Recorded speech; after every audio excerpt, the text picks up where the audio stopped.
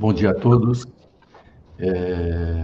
Hoje é a última reunião aberta que nós teremos no ano de 2020 e nós temos o prazer de contar com a presença do professor Fábio Jatene, que foi o primeiro professor titular de cirurgia torácica aqui da Universidade de São Paulo, para nos falar de um assunto que ele conhece bem. Ele é certamente a maior autoridade nesse assunto no Brasil, provavelmente na América Latina. Não tenho esses dados de América Latina, e trabalha nisso há muitos anos, desenvolvendo essa técnica, e tem uma enorme bagagem sobre esse assunto. Então, para mim é um especial prazer, uma honra, contar com a presença sua aqui, Fábio, na nossa reunião, né, que você presidiu durante tantos anos, e hoje essa reunião, devido à pandemia, está aberta, né, para o webinar, e é uma reunião aberta às pessoas que se formaram aqui, tanto do ponto de vista de residência, quanto do ponto de vista de pós-graduação. Então, além, obviamente, do staff e dos residentes atuais. Então, hoje foi dividido, vai haver a aula do professor Fábio, e na sequência o Orival, que tem se dedicado bastante a esse assunto também, sob a tutela do professor Fábio, vai nos apresentar um caso, e esse caso vai ser discutido. Então, queria passar a palavra a você, Fábio. Muito obrigado pela sua presença. Bom dia a todos. Bom dia, Paulo. Bom dia a todos os colegas, meus amigos do grupo da cirurgia torácica. É um prazer enorme estar aqui nesse momento, falar para vocês um pouco sobre a nossa experiência sobre embolia. Eu tenho uma ligação especialíssima com o grupo da cirurgia torácica, com os assistentes, com todos. Muito agradecido de ter sido chamado para falar hoje, e um prazer enorme de poder compartilhar esses minutos com vocês. Eu preparei uma apresentação que eu diria uma apresentação com pontos gerais a respeito da doença e a respeito da cirurgia, porque, como não são especialistas no assunto tromboendarterectomia, acho que vale a pena um overview, uma apresentação mais geral. Então, eu vou compartilhar os slides, e mais uma vez, muito obrigado, viu, Paulo, pela oportunidade.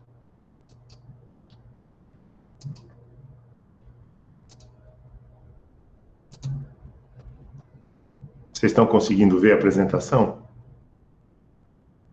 Abriu, acabou de abrir. Pronto. Então, a ideia é falar um pouco sobre a experiência do INCOR, na tromboendarterectomia pulmonar.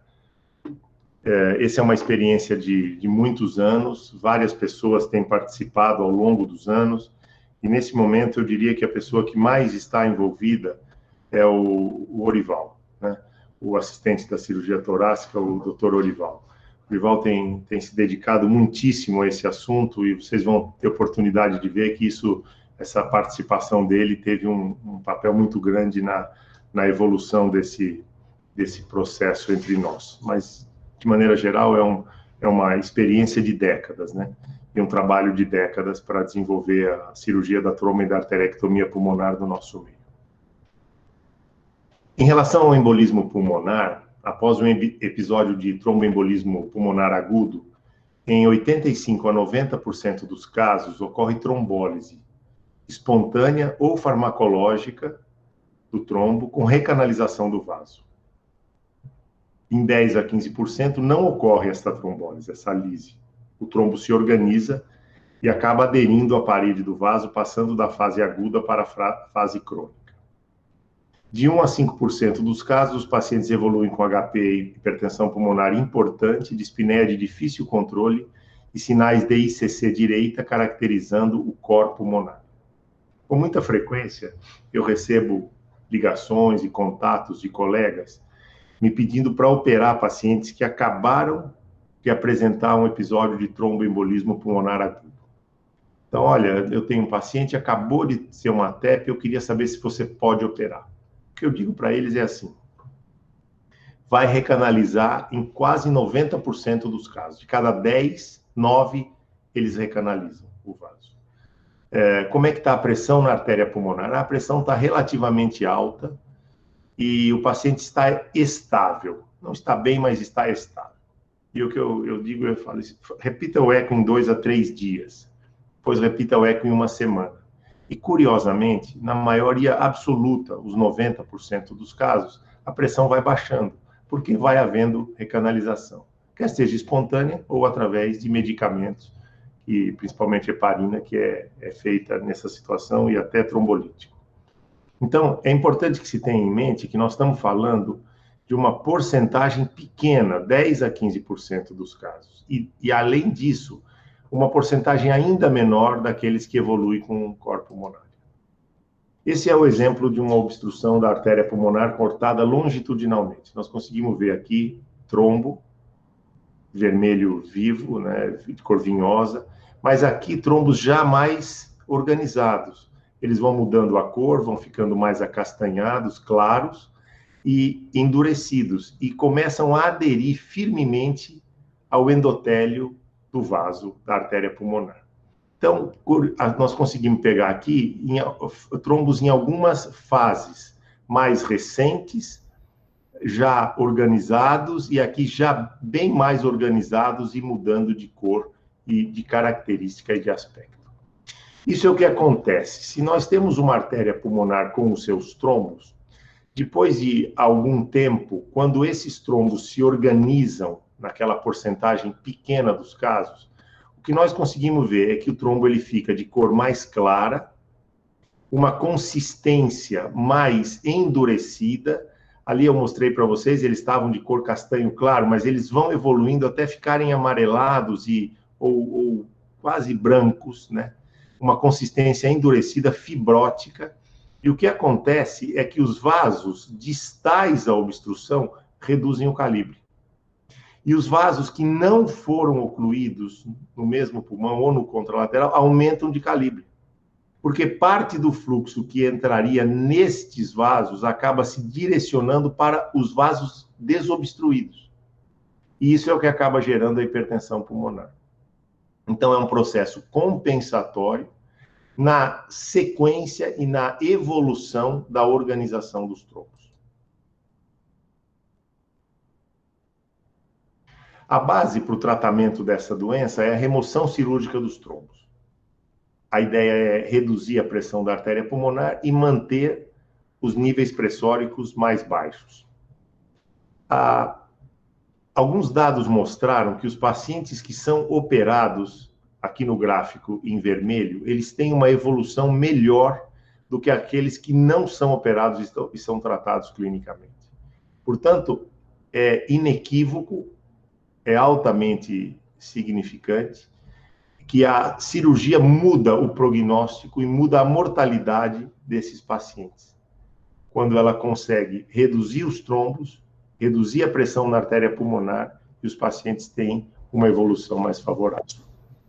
Os guidelines mais recentes, esse é o de 2015, é recomendado que todos os pacientes com CTEP ou tromboembolia pulmonar crônica tenham decisão tomada por um time multidisciplinar de pessoas que conhecem o assunto. E a cirurgia, que é chamada de PEA, pulmonar endarterectomy, sob hipotermia profunda e parada circulatória, portanto, a técnica está bem padronizada, é recomendada para os pacientes com embolia pulmonar crônica. Isso é classe 1, tanto uma quanto a outra observação dos guidelines europeus. Esse é um trabalho que foi publicado o ano passado pelos maiores especialistas do assunto, de vários centros, né? Da Alemanha, dos Estados Unidos, da Inglaterra, mostrando a expectativa e a perspectiva e o prognóstico de pacientes que vão ser submetidos à tromboendarterectomia. O risco-benefício dos pacientes que têm algumas características mais favoráveis e dos que têm as características mais desfavoráveis. Portanto, esses têm risco alto, embora não seja contraindicação, e esses aqui têm risco menor. Isso baseado em história, exame, comorbidade, limitação da função, aspectos hemodinâmicos, etc. Então, por exemplo, esses têm história de um tromboembolismo profundo, trombose venosa profunda. Esse não tem. Esse tem não tem sinal de insuficiência cardíaca, o grupo de menor prognóstico. O de pior prognóstico tem sinal de insuficiência cardíaca. Esse grupo não tem comorbidades e a classe funcional é 2 a 3. Esse tem comorbidades e a classe funcional é 4. E assim por diante. Um aspecto que importa bastante é a condição da resistência vascular pulmonar. Né? Pacientes que têm uma resistência menor que 1000 dinas têm prognóstico melhor do que os pacientes que têm resistência maior que 1000 dinas. 1.200 dinas. Então, menor resistência, melhor prognóstico. Maior resistência, pior prognóstico.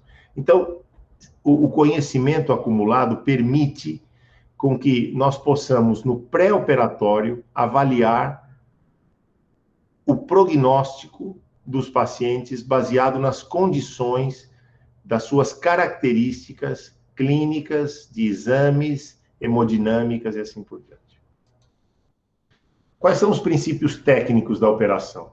É uma abordagem bilateral por esternotomia mediana, utilização de circulação extracorpórea com períodos de parada circulatória sob hipotermia profunda e tromboenderectomia no plano da camada média.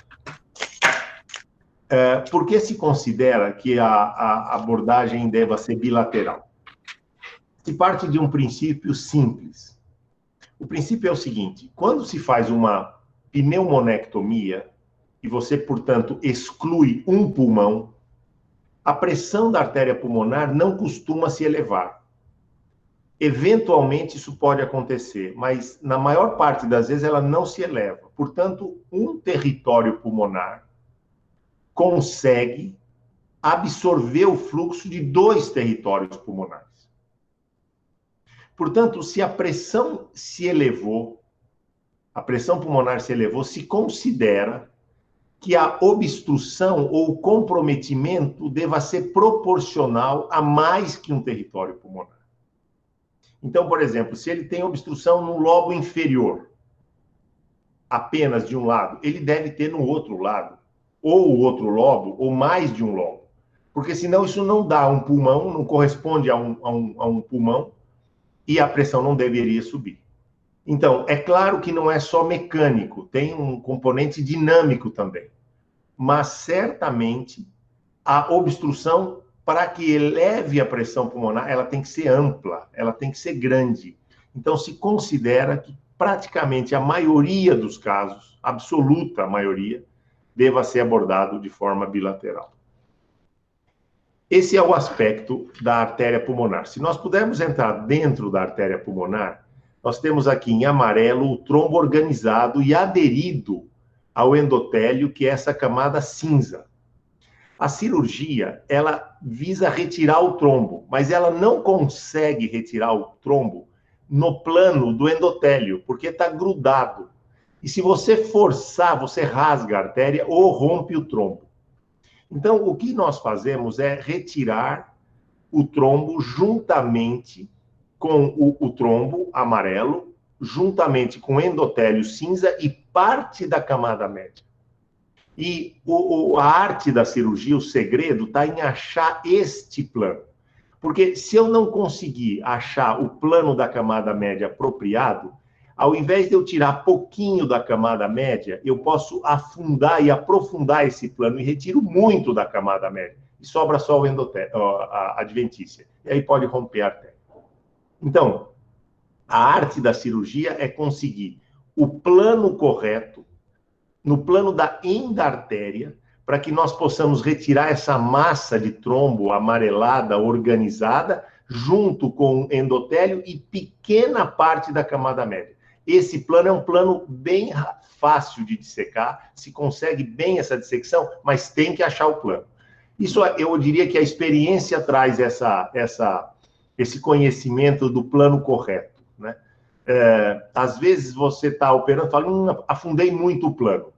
Por que você sabe que afundou muito o plano? Pelo aspecto, pela característica, pela superfície, ela é mais rugosa, ela é mais lisa, mas se considera que este plano é um plano muito bom, de uma superfície lisa e que permite o ato operatório com a tromboendarterectomia. Portanto, a operação é tromboendarterectomia, não é trombectomia, é tromboendarterectomia, ou seja, você retira juntamente com o trombo parte da artéria. Circulação extracorpórea, cânula arterial, cânulas venosas cruzadas, a que vem de cima vai para a cava inferior, a que vem de baixo vai para a cava superior. Esses são detalhes que o Orival trouxe de San Diego, esses avanços para nós. A aspiração no tronco da artéria pulmonar. Então, são alguns detalhes que facilitam a operação e fazem com que a operação seja mais fácil, do ponto de vista técnico, porque não fica muito sangue no campo operatório. Existem detalhes, algumas pinças, alguns afastadores, e o que se busca fazer é uma abertura ampla da artéria pulmonar, para que se possa identificar bem claramente a presença do trombo. E existe um aspirador que foi desenvolvido pelo Dr. Jamieson, que foi a pessoa que mais trouxe conhecimento a esta operação, e que na ponta ele tem um aspirador que serve tanto para aspirar o resquício, o resto de sangue que ainda tem no interior da artéria pulmonar, como para dissecar no plano correto da endartéria. Eu, quando estive lá em San Diego, já há vários anos, ele me deu um desses. Ele tirou da caixa dele e me deu, e daí nós, quando viemos para cá, reproduzimos o laboratório Quinelato, fez mais alguns exemplares para nós. Então, esse é um vídeo que serve para ilustrar bem, ele é bem ilustrativo, como é que essa cirurgia é realizada. Então, nós estamos abrindo a artéria pulmonar longitudinalmente. O trombo organizado, eu disse para vocês, ele tem uma cor meio esbranquiçada, perlácea, meio cor de pérola. Ele está sendo tracionado pela pinça que está do lado direito. Ela está puxando o trombo. E o aspirador vai fazendo a dissecção. Vocês veem que ele vai dissecando progressivamente, não tem fluxo dentro da artéria pulmonar, porque o paciente está a 15 graus, 18 graus, em parada circulatória total. Mas vocês veem que a tração é retrógrada. Eu puxo o trombo e vou dissecando para frente, anterógrada. Tração retrógrada, dissecção anterógrada e progressiva, até que o trombo vai saindo. Vocês veem? Ele vai se desprendendo da parede da artéria, no plano da endartéria. E o ósseo arterial que estava obstruído, parece que como uma rolha, né? Ele fica livre. Olha, aqui os vários segmentos do trombo, né? Parece os dedos de uma mão. Então, nós vamos pegando um por um e puxando, tração retrógrada, dissecção anterógrada, e vai fazendo. Embora esteja em parada circulatória total, tem um restinho de sangue. Por isso, o aspirador ajuda bastante, né? Vocês veem, vai tirando, olha os dedos como os dedos da mão, né? Eu digo, são digitações. Você vai puxando um de cada lugar até que você consegue retirar o trombo totalmente, né? Esse é o aspecto final do trombo retirado, né? Cor amarelada, esbranquiçada, fibrótico, duro, firme, né? É uma consistência diferente do que ele tem quando é agudo. E aí os ramos, os ósteos desobstruídos, livres, né? Vocês estão vendo? Livres, completamente livres, né? Isso faz com que o sangue, permite com que o sangue volte a entrar nesses territórios que estavam obstruídos. Uma vez feita a retirada, a artéria pulmonar é fechada, os batimentos são retomados, o paciente é aquecido e a operação está terminada. Tem muitos detalhes, né? O aquecimento deve ser lento, o resfriamento a 18 graus deve ser lento, tem vários termômetros, né? Para que a gente consiga um resfriamento e um aquecimento homogêneo do paciente, mas esses são os aspectos mais gerais. Aqui vocês conseguem ver o trombo, né? Às vezes ele é um trombo já endurecido demais, calcificado. Aqui as várias ramificações, né, do trombo. Tem ramos como se fossem o ramo principal da artéria, né? Depois ramos lobares, ramos segmentares, ramos subsegmentares. Então, nós conseguimos vários espécimes, né? Então, tem vários tipos, vocês podem observar aqui.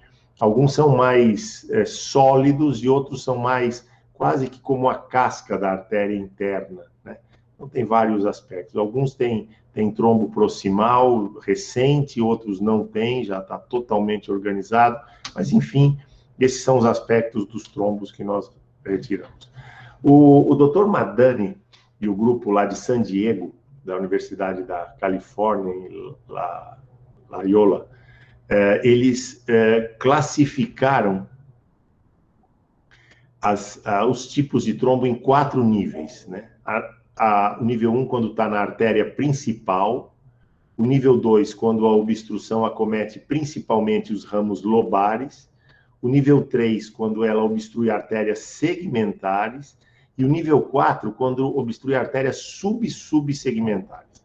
Se considera que o tipo 1, o tipo 2 e o tipo 3 são os mais frequentes e os mais factíveis para a cirurgia. E o tipo 4 é um tipo que deve ser submetido à cirurgia de exceção, por grupos já bem experientes e já bem capacitados, porque não é tão simples. Não é tão simples, não, para falar a verdade, é bem mais complexo e difícil conseguir retirar esses ramos.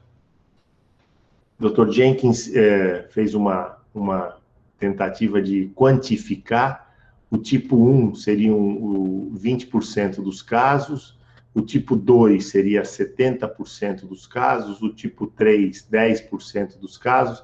Esses 3 seriam operáveis, e o tipo 4, vasos muito distais, pequenos, e não são cirúrgicos.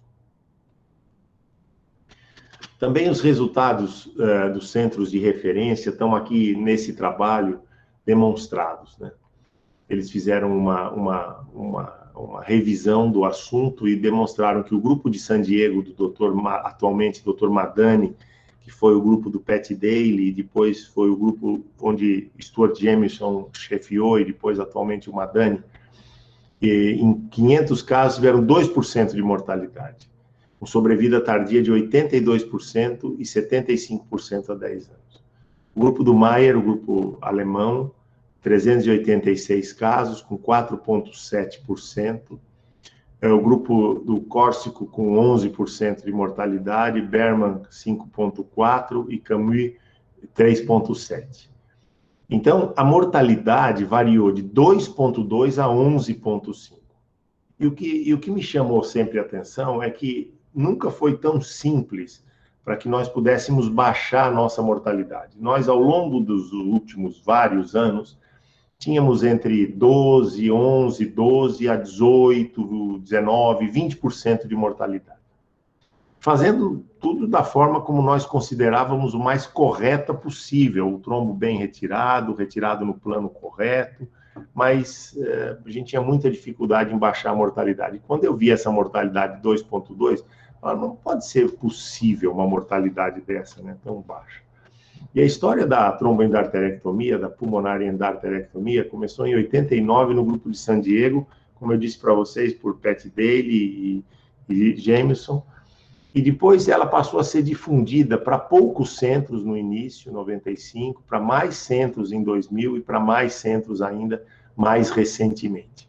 E foram criadas 2 associações, né? A Associação de Tromboembolismo Crônico Internacional e o Registro Americano de Tromboendarterectomia, né?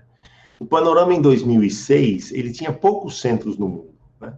Tinha o centro de San Diego, na Califórnia, tinha mais de 1.500 pacientes, nós tínhamos perto de 100 aqui no Brasil, Darmini, na Itália, tinha 130, Dartevelli, na França, 275, e o Ando, no Japão, perto de 90. Esses eram os grupos que faziam no mundo. Portanto, a gente é um grupo dos pioneiros que fez essa cirurgia, mas nós tivemos muita dificuldade em avançar, a gente tinha muita dificuldade em diagnóstico, em organização, em condições de operar esses doentes. E isso se observou que isso avançou, né? Alguns centros chegam a fazer 2 ou 3 operações por 1 milhão de habitantes, outros 1 a 2 e outros menos de 1, né?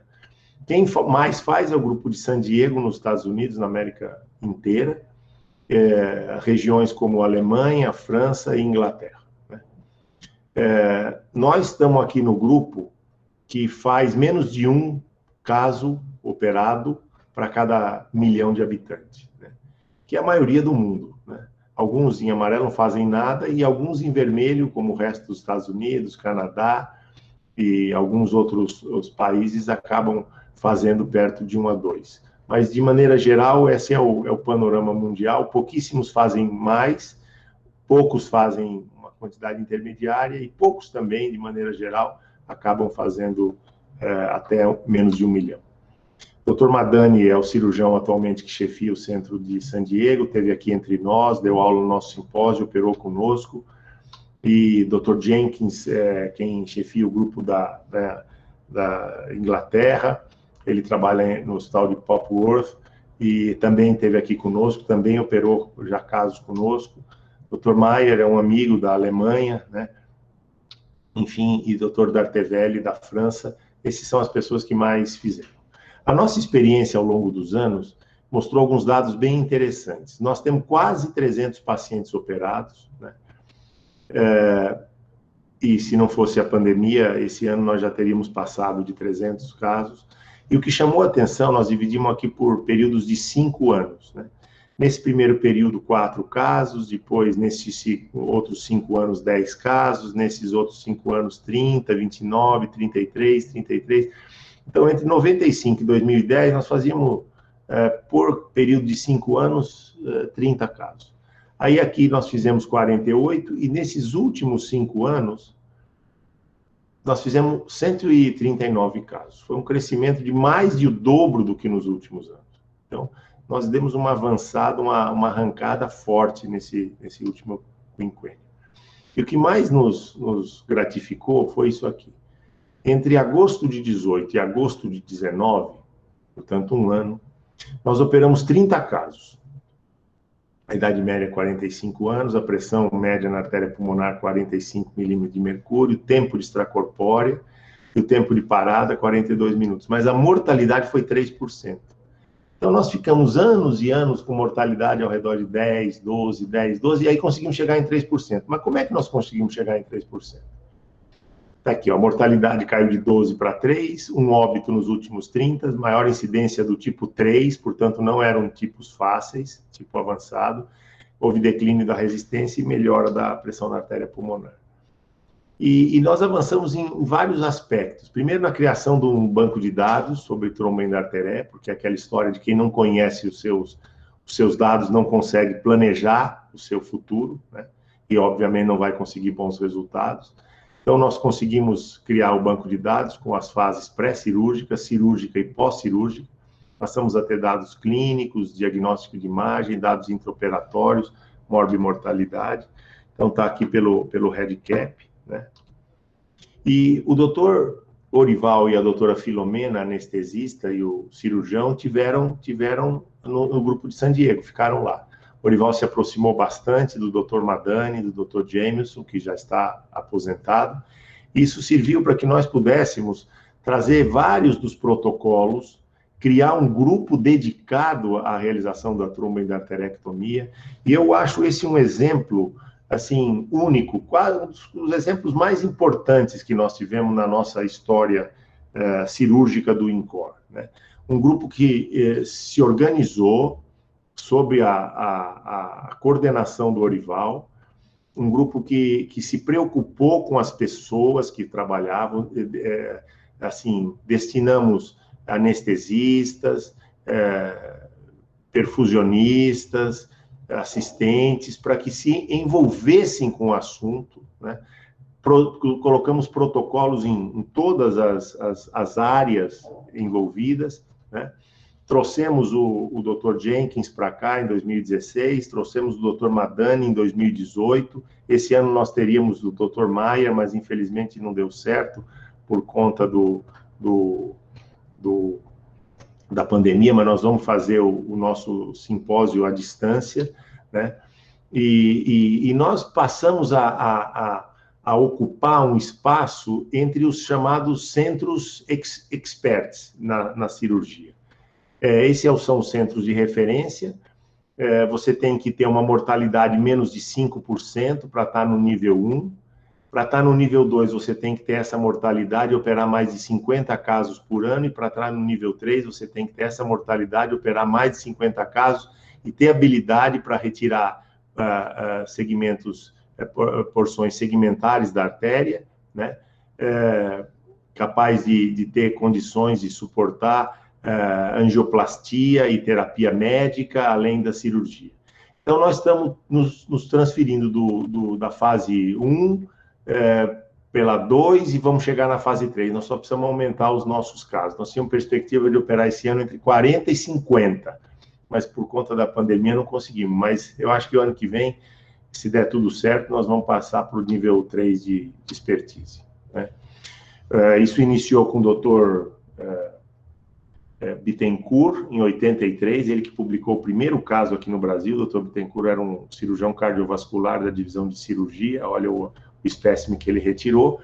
E aqui a Paula, que foi a nossa primeira pós-graduanda, né, com a colaboração do Terra, e que sempre esteve do nosso lado o tempo todo, eu e o Terra, o cirurgião e o clínico, tentando fazer isso avançar, né? Por anos e anos, eu e o Terra éramos os únicos que nos dedicávamos a esse tipo de atuação e atividade, né, da tromboendarterectomia e do diagnóstico. E hoje nós conseguimos agregar muitas mais pessoas, né? Estão aqui os cirurgiões, estão aqui os pneumologistas, né, envolvidos, os anestesistas, fisioterapeutas, intensivistas, intervencionistas, perfusionistas, né, radiologistas. Então, são pessoas que têm se dedicado muito a esse tipo de atuação e que têm feito o grupo crescer e avançar, né? E por conta desse time, né? Desse grupo de pessoas fortemente envolvidas, com reuniões periódicas, com protocolos, com discussões em grupo.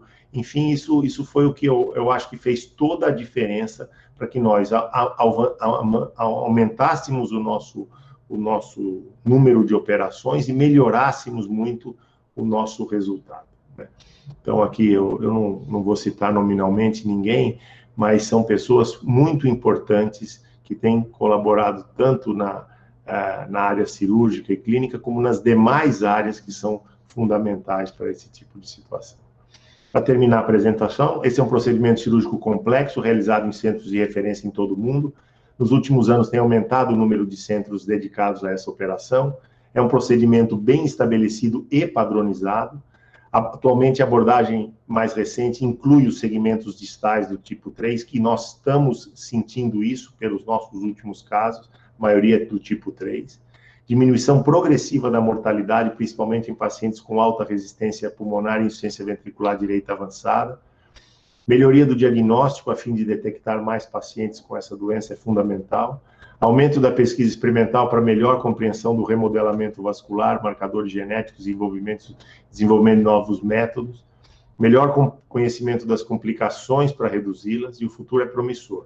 Eu acho que nós teremos mais cirurgia com melhores resultados, drogas mais novas que estão sendo fundamentais para controlar essa doença, e mais eficientes, e métodos hemodinâmicos que têm ajudado e que têm contribuído, como angioplastia por balão, para o tratamento de pacientes específicos nesse grupo de doença.